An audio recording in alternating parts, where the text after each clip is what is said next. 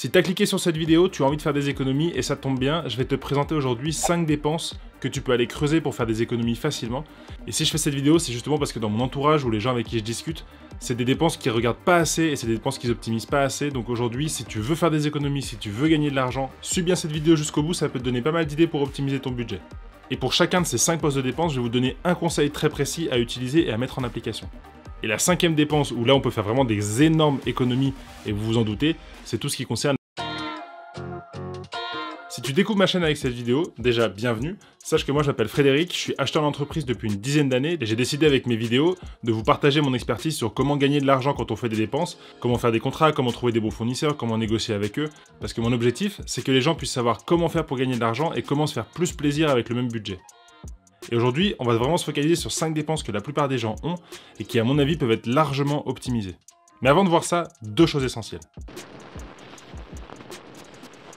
Tout d'abord, les 5 choses que je vais te présenter, ça concerne des dépenses, ça concerne de l'argent, ça concerne des flux financiers. Mais sache que ce que tu peux apprendre avec cette vidéo et les conseils que je vais te partager et globalement sur ma chaîne, ça peut te servir aussi dans d'autres domaines.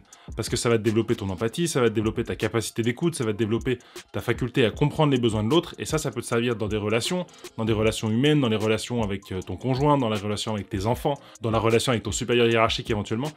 Et même avec tes amis. Donc ça concerne pas que l'argent, ça concerne pas que les économies, ça peut te servir vraiment beaucoup plus largement.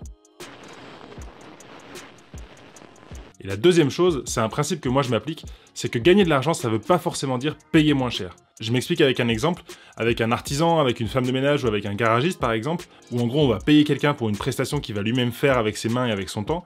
On n'a pas intérêt à chercher à tirer les prix vers le bas, parce que plus on va demander à la personne de payer peu cher, plus on pourra avoir une mauvaise prestation. Là pour moi, la façon de gagner de l'argent, ça va être d'optimiser la façon de travailler avec la personne, pour ne pas perdre trop de temps et pour ne pas régulièrement devoir retrouver quelqu'un pour faire ce service-là. Et pour ça, ça va être par exemple de bien négocier les termes du contrat, la qualité de la prestation ou même le service après-vente. Et je vous donne un exemple, votre garagiste, ça sert peut-être à rien de vouloir négocier 5 € de réduction sur la facture qu'il a fait sur votre vidange. Par contre, ce qui peut être intéressant, c'est de dire à votre garagiste, j'ai 2 véhicules. Si je fais 100% de mes réparations, de mes services, de mes vidanges, si je les fais 100% chez toi pendant les 2 prochaines années, est-ce que tu peux t'engager à prendre mon véhicule dans les 48 heures dès que j'ai un problème? Et est-ce que, si je fais toutes ces dépenses-là chez toi, est-ce que tu peux t'engager à faire 5% de baisse sur les factures? Ça, c'est une façon intelligente de gagner de l'argent, et vous n'allez pas forcément chercher à payer moins cher à chaque facture, mais c'est au global de la prestation, vous aurez un vrai intérêt et vous n'allez pas perdre de temps. Et on commence tout de suite avec les 5 sujets à traiter rapidement. Premièrement, c'est les dépenses courantes. Ça, tout le monde l'a dans son budget aujourd'hui et je pense que très peu de gens cherchent à les optimiser. Ça concerne la téléphonie, internet, les énergies, les assurances. Et c'est important que tous ces contrats-là que vous avez avec des fournisseurs, vous les optimisiez pour avoir la meilleure performance et le meilleur prix. Et je vous donne un exemple pour vous clarifier ça qui va vous parler.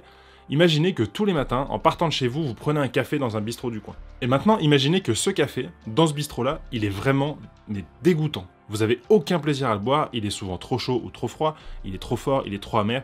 Est-ce que vous allez continuer à aller tous les matins à cet endroit-là payer 1 € votre café ou 2 € votre café alors que vous l'aimez pas?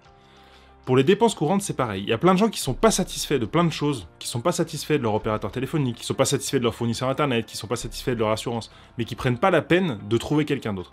Oui, ça va vous prendre un peu de temps, oui, peut-être que vous allez discuter un peu avec vos amis pour trouver un meilleur fournisseur, mais vous avez un vrai gain à faire ça pour déjà avoir une meilleure prestation et éventuellement pouvoir négocier le prix. Et donc pour ça, mon conseil, pour faire bosser vos prix, il faut que vous analysiez bien la concurrence, donc savoir quels sont les autres fournisseurs disponibles sur le marché, quelles sont les offres qu'ils font. Et là, pour moi, la clé, ça peut être de chercher à s'engager un petit peu sur le long terme. Alors, pas énormément, parce que le but, c'est pas de s'enfermer avec le fournisseur, mais en fait, pendant très longtemps, les fournisseurs d'internet, les fournisseurs de téléphonie ou même les assurances cherchaient à avoir des longs contrats et de bloquer les gens chez eux. Ça, maintenant, c'est terminé, et c'est toujours des contrats sans engagement où on peut partir du jour au lendemain. Donc du coup, si vous vous proposez de vous engager sur 12 mois, le fournisseur, ça va lui faire plaisir parce qu'il aura un engagement de chiffre d'affaires qui sera assuré. Et vous, en vrai, 12 mois, c'est pas énorme, ça change pas grand-chose.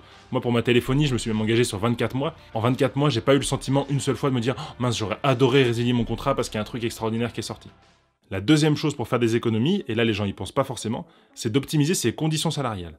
Parce que si vous gagnez plus, automatiquement, vous pouvez faire plus d'économies et mettre plus d'argent de côté et mieux réussir vos projets. Alors oui, tout le monde pense à optimiser ses conditions de salaire, donc comment négocier une augmentation. Ça, je vous avais fait une vidéo là-dessus, je vous invite à aller la voir. Mais il n'y a pas que le salaire qui compte. Et comme je vous le disais tout à l'heure, ne considérez pas que gagner de l'argent, c'est juste d'avoir plus d'euros dans votre poche.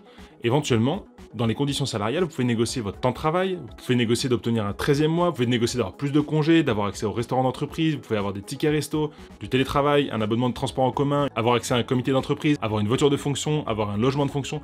Vous avez énormément de choses que vous pouvez aller chercher à négocier avec votre employeur et ça vaut vraiment le coup de prendre le temps de vous poser pour vous dire qu'est-ce que moi je peux lui demander et qu'est-ce que lui il peut m'offrir au vu de la prestation que je lui offre.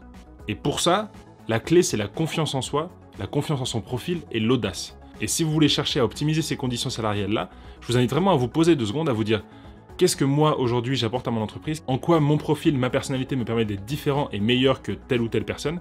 Et du coup, ça, de vraiment le valoriser, d'aller discuter de façon transparente avec votre hiérarchie ou vos ressources humaines pour optimiser ces conditions salariales-là. Et surtout, ne restez pas bloqué sur le salaire, mais restez très ouvert à toutes les possibilités dont je vous ai parlé. La 3e chose, c'est tout ce qui concerne les grosses dépenses exceptionnelles. Ça va concerner un achat de voiture, ça va concerner de l'électroménager, ça va concerner éventuellement, pour ceux qui ont des loisirs un petit peu coûteux comme la photographie, la vidéo ou certains sports, ça peut être l'achat de nouveaux matériels, ou bien même les loisirs, donc comme les vacances, les activités, les hôtels, toutes ces choses-là. Là, pour moi, la clé, c'est de réussir à se faire plus plaisir avec le même budget. C'est-à-dire de se dire, je veux une nouvelle caméra pour mes vidéos YouTube, j'ai 1000 € de budget. Comment faire pour, au lieu d'aller dans un magasin et payer 1000 € pour une caméra standard qui n'est pas excellente, comment faire pour que ces 1000 € là, ils me permettent d'avoir peut-être une meilleure caméra un peu moins chère et puis 2 ans de garantie, plus une carte SD offerte, plus tout ça. Là, pour moi, le but, c'est de se faire plus plaisir avec le même budget. Et là, pour moi, mon conseil, c'est de bien comprendre comment est fait le prix, donc savoir comment la personne en face de vous peut ajuster sur ce prix-là. Par exemple, si c'est un revendeur, il faut savoir qu'il a une petite marge de négociation, mais qui est assez faible. Si c'est un hôtelier, il a peut-être éventuellement possibilité de vous offrir plutôt quelque chose en plus, un accès au spa ou un petit déjeuner, plutôt que de vous faire une baisse sur la facture. Et là, je vous conseille, au lieu de chercher vraiment des baisses en termes d'argent, de plutôt vous focaliser sur chercher à avoir plus sur les à côté de la prestation. C'est-à-dire que comme je vous le disais pour la caméra, peut-être aller plutôt négocier une 2e batterie offerte ou une carte SD ou de la garantie en plus. Et mon conseil pour ces grosses dépenses-là, c'est de proposer moins, mais tout de suite. Le fait de proposer un paiement très rapide et éventuellement en cash, ça peut vraiment vous permettre d'avoir des grosses baisses de prix. Par exemple, dans un garage, si vous avez identifié une voiture qui vous fait plaisir, si vous dites au vendeur, si vous êtes d'accord de me faire ce prix-là, je suis là demain avec ce montant-là en cash, il sera beaucoup plus enclin à vous faire un geste. Le fameux proverbe « un tien vaut mieux que 2 tu l'auras ». Le 4e moyen pour gagner beaucoup d'argent, c'est tout ce qui est prêt bancaire. Beaucoup de personnes font des prêts bancaires dans des projets immobiliers par exemple, mais très peu vont discuter dans le détail ce qu'il y a dans les prêts bancaires. Il faut savoir que si vous arrivez à baisser ne serait-ce que de quelques dixièmes de % les taux d'intérêt sur un prêt bancaire, vous allez gagner des dizaines de milliers d'euros sur la totalité de votre prêt. Un exemple concret et chiffré. Si tu empruntes 150 000 € sur 20 ans avec un taux à 2%, tu vas payer 32 000 € d'intérêt avec des mensualités à 760 € par mois. Si tu arrives à avoir un taux d'intérêt à 1,7%, donc tu as juste baissé de 0,3%, tu vas payer 27 000 € d'intérêt avec des mensualités à 740 € par mois. Ça veut dire que juste baisser de 0,3% va te permettre de réduire de 5 000 € ce que tu vas devoir donner à la banque et va te permettre de baisser tes mensualités de 20-30 € par mois. 20-30 € par mois sur 20 ans, c'est énorme. Et donc pour cette partie du prêt bancaire, la clé c'est d'aller voir au moins 3-4 banques. Ne restez pas avec votre banque historique, parce que si vous voyez qu'une seule banque, vous n'aurez pas idée de ce que peut proposer la concurrence et des services que vous pouvez avoir à côté, donc allez voir au moins 2-3 banquiers. Et la 2e clé, c'est d'avoir un dossier hyper bien ficelé. Le plus vous arrivez préparé à ce genre de rendez-vous, le plus le banquier aura envie de travailler avec vous et envie de vous avoir comme client.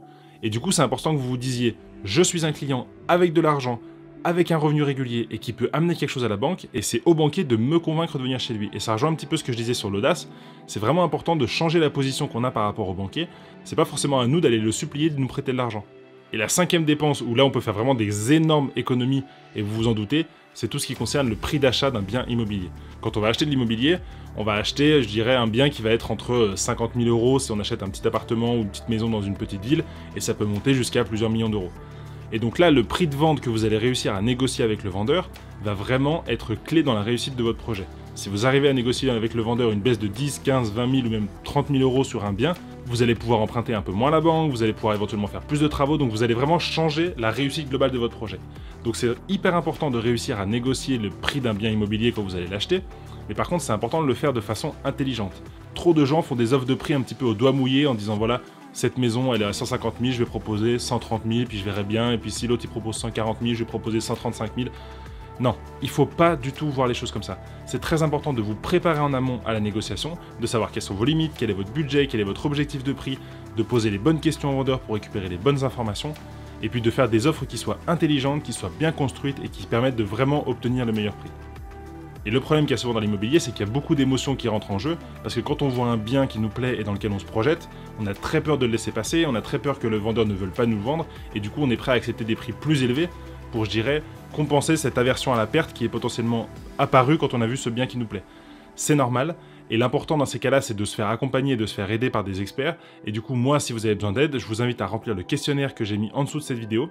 Vous le remplissez, vous m'expliquez un peu votre projet et qu'est-ce que vous avez envie de négocier. Et moi, si je peux vous filer un coup de main, je vous écris et puis on voit comment on peut travailler ensemble. Je te le dis sincèrement, je suis convaincu que si tu appliques les conseils que je t'ai donnés dans cette vidéo sur les 5 gros postes de dépenses que tu as, tu peux commencer à faire des économies mensuelles qui peuvent se chiffrer en centaines d'euros.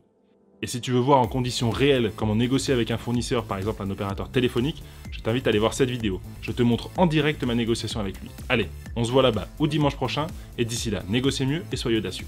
Ciao!